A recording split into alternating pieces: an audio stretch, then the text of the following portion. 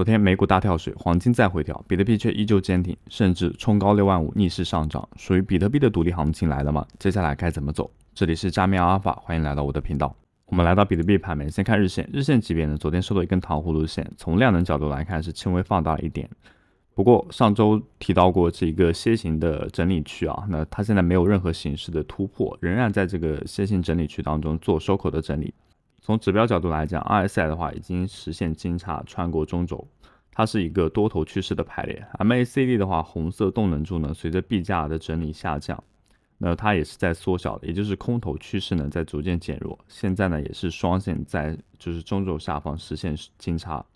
那如果 MACD 彻底越过这一个中轴呢，多头的趋势就会更加明显。现在仍然是有多头衰竭的风险，不过好在呢，打开密集的成交带，就是交易区。我们可以看到交易量最大的 POC 的位置呢，其实已经突破了。突破之后的话，它就不会成为压力位了，它反而转为压力转支撑。那接下来比特币怎么走？目前来看，我们可以看到它好像又回到原先盘整区的这前方的一个高点。那如果是用小级别来4小时看的话，会更加清晰啊。我们可以看到上周的话有一个假突破，然后往下跌，但并没有跌破前面这一带的平行低点，没有跌破，出现反转。非常留意的话，就是前面这一带的缺口位置。我们可以看到，昨天呢留了一个平行的高点，在这里插针，迅速跌回来，然后呢又继续往上涨，这就要非常留意啊！如果在今天的话，还要去补足这一带的缺口，迅速跌回来，那可能会是一个非常清晰的做空信号。但就目前来说，来到这边没有任何要跌回的迹象。就证明比特币目前还是有继续延续多头的势能啊。我们再来看一下资金费率方面啊，资金费率方面的话，随着这一波上涨，资金费率呢在慢慢走，就慢慢下降。下降意味着什么呢？做多的头寸呢是在下降的，这种情况的话是有利于多头的持续发力。当然，只需要价格维持在64000以上，我们就会期待说啊，它有没有可能会突破66000，就是65500美元之后继续挑战，比如说来到68000、70000左右的位置。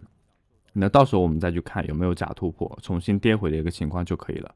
目前仍旧在这个区间进行震荡收敛，它并没有出现任何有效或者是具有方向性的价格行为，所以也没有必要一惊一乍。就好像上周它可能只是流动性很差的时候做市上一个机械性的就机械式的震荡，但很多人都说它可能马上要暴跌了，结果呢还是有很多人出现不少追空的情况，但其实都是踏空的现象。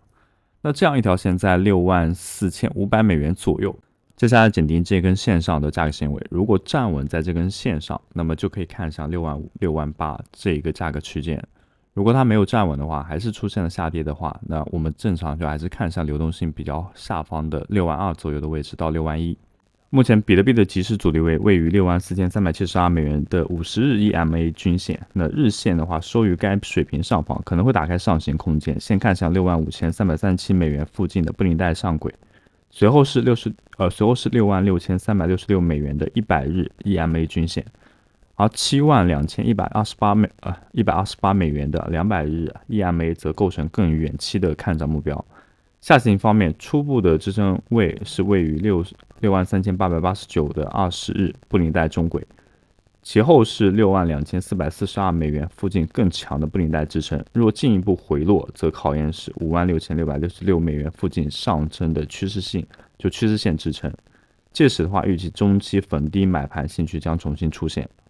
那分析师也在这个报告当中指出啊，当前持有者仍然不愿意卖出啊，外部投资者仍然不愿意买入，导致 BTC 在整一个下阶的话几乎陷入僵局。与此同时的话，杠杆正在逐渐的扩张，呼应了长期稳定最终孕育不稳定的经济模式。所以呢，该区间可能还会持续数周，但持续时间越长，最终出现的波动幅度就会越大。指标平台的话也给出了行情方向，他认为目前上方的压力位在65500左右，那支撑点位的话落在了62695.96。当日的趋势，也就是当日的这个情绪啦，它是 R， 这个数字 R 的意思代表什么呢？代表今天呢是一个下跌的状态。那确实啊，从高点的65000到现在的64000多，是下跌了几百点。融合信号给出的是下跌后的就是震荡。那说明接下来还是应该在这个区间进行盘整，所以在这个时候呢，不要开仓，等待交易的机会。那熊市还是以保留自己的本金为主。讲完了指标信息的话，我们来到宏观面。宏观面的话，大家都知道，昨天是美股跳水。美股跳水的话是因为什么原因呢？它是利空的传导，并且利空的传导是多层的。第一层的话是中东局势，川普表态，他不会寻求延长与伊朗的谅解备忘录，也就是说这个临时协议到期了，双方他其实都没有想续的这个意愿，那都不想续，不光不想续的话，连谈都不太想谈，所以海上美国对伊朗进行的持续封锁。这件事情一闹的话，市场就会对海峡全面封锁和军事上的担忧。原油的话，在昨天又反弹，直接冲破85块。原油一涨，通胀压力就来了。但这次通胀引发了一件事情，就是美国30年国债收益率飙升至 5.33 百分比。那为什么30年期国债这个收益率涨到 5.33 就会打击到美股呢？特别是重点打击科技股，打击纳斯达克。简单来说，科技股的估值是把他们未来10几年、20几年的现金流折现到今天算出来的一个估值。价格呢，就是长端利率其实就是套用它这道公式里面做现金流折现的那一个分母。这个分母呢，以前是4个多点，现在一下涨到了 5.33， 也就是会造成财报，就是企业一样，就是在计算逻辑上，这个估值可能是要下降，因为你分母变大了嘛。所以可以看到今天的美股价格呢是大跳水。不仅如此 ，CME 的数据的话，9月份要加息的概率呢也稍微提升了，从 30% 涨到现在的 32.6%。那美股跌的话，比特币为什么还会逆势上涨呢？是不是因为比特币已经跌到底了？但其实比特币的其中一个原因就是因为它没有估值可言，因为它的估值逻辑呢根本跟这些股票不太一样，什么现金流折现法，它连现金流都没有，怎么给你折现？所以这个影响不到它的估值。还有一个利好消息是 SEC 通过了加密资产监管提案，那允许加密发行方4年内最高融资500万美金，完全豁免政策，就是证券的注册。虽然说这个金额呢可能不是特别大，但是这样一个定调呢，这个方向的意义是远大于金额的，可以把它理解成为监管逐渐松绑的信号。还有一个利好消息的话是 ETF 资金的回流那比特币的话在昨天和前天都经历了大概 1.9 亿美元的资金流入，然后前天的话是 2.97 亿美元的资金流入。以上就是关于今天比特币行情的分析，感谢各位的收看，我们下期视频再见。说到这里，想要真正在币圈发展的你，需要趁手的工具。使用我们视频下方的注册链接，即可以轻松注册币安，全球第一交易所，给到全网最高 20% 交易减免。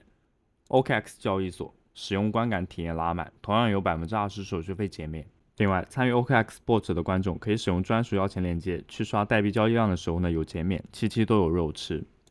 Bybit 最高 30% 手续费返现，新人注册解锁迎新好礼。Get.io 注册赢取135 USD 新手入门礼包。BitGet 加密美股 ETF 黄金外汇趋势融合最激进、布局最早的一批交易所之一，注册也有 20% 手续费减免。每一家交易所都要去注册，你可能觉得注册这么多交易所没用，但每一家都会有自己的特色和创新。我们可以错过机会，但不应该在机会来的时候呢毫无准备。还有一件事，我们认为金钱是一种流动性的能量，当你将财富给予需要的地方，它将化成成千上百的善意回到你身边。所以我们在 QQ 开设了公益群，如果你有任何公益行为，请在进群后无私分享出来，通过我们频道来给你传播，让更多人加入。感谢大家对公益事业的支持。